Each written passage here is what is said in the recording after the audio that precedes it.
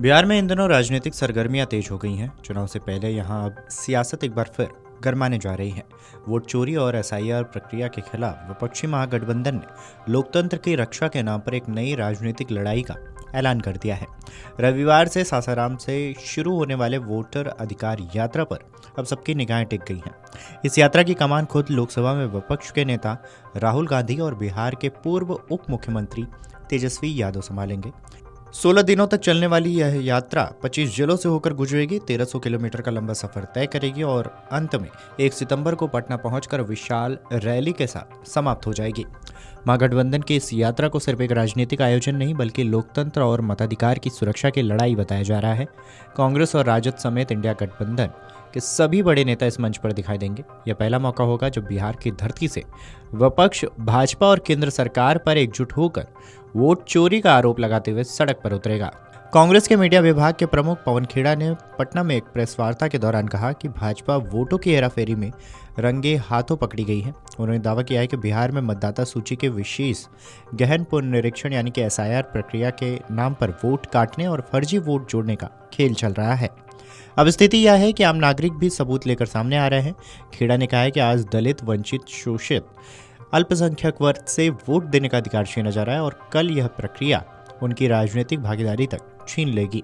उन्होंने चेतावनी दी है कि अगर निर्वाचन आयोग इस पूरे खेल में डबल इंजन सरकार का हिस्सा बनकर रह जाएगा तो यह लोकतंत्र के लिए खतरे की घंटी होगी।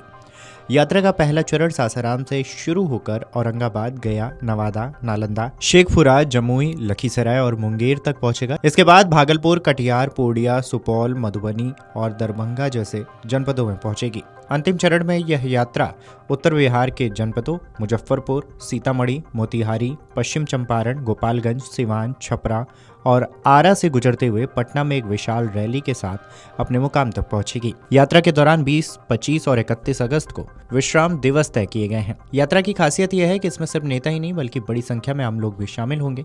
कांग्रेस और राजद दोनों ही दलों ने अपने अपने कार्यकर्ताओं को पूरे उत्साह के साथ सड़क पर उतरने के निर्देश दिए हैं।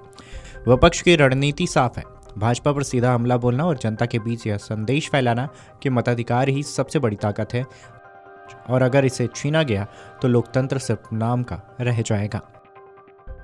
तेजस्वी यादव ने यात्रा से पहले दिए अपने बयान में कहा है कि भाजपा जनता से उनका हक छीनने की कोशिश कर रही है। उन्होंने कहा है कि बिहार की जनता ने हमेशा लोकतंत्र की रक्षा में अहम भूमिका निभाई है और यह यात्रा उसी परंपरा का हिस्सा होगी।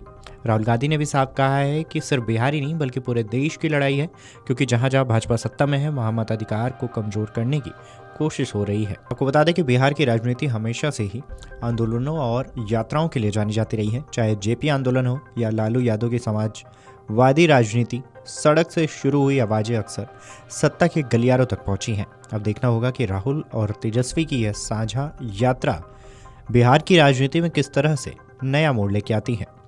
महागठबंधन की वोटर यात्रा को विपक्षी दल लोकतंत्र की सुरक्षा का आंदोलन बता रहे हैं, जबकि भाजपा इसे राजनीतिक नौटंकी कह रही है। असली तस्वीर आने वाले दिनों में सामने आएगी जब जनता इस यात्रा में अपनी भागीदारी दिखाएगी। 16 दिनों तक चलने वाली यह पदयात्रा सिर्फ बिहार की सड़कों पर नेताओं और कार्यकर्ताओं की मौजूदगी नहीं होगी, बल्कि यह मताधिकार के सवाल पर उठी एक बड़ी आवाज होगी। सवाल अब यही है कि क्या यात्रा वाकई वोट चोरी के मुद्दे पर जनता को जागरूक कर पाएगी या फिर यह सिर्फ आने वाले चुनाव के लिए विपक्ष की एक राजनीतिक कवायद बनकर रह जाएगी। इस खबर पर आपकी क्या राय है, हमें कमेंट करके जरूर बताएं। Video desk amarujala.com।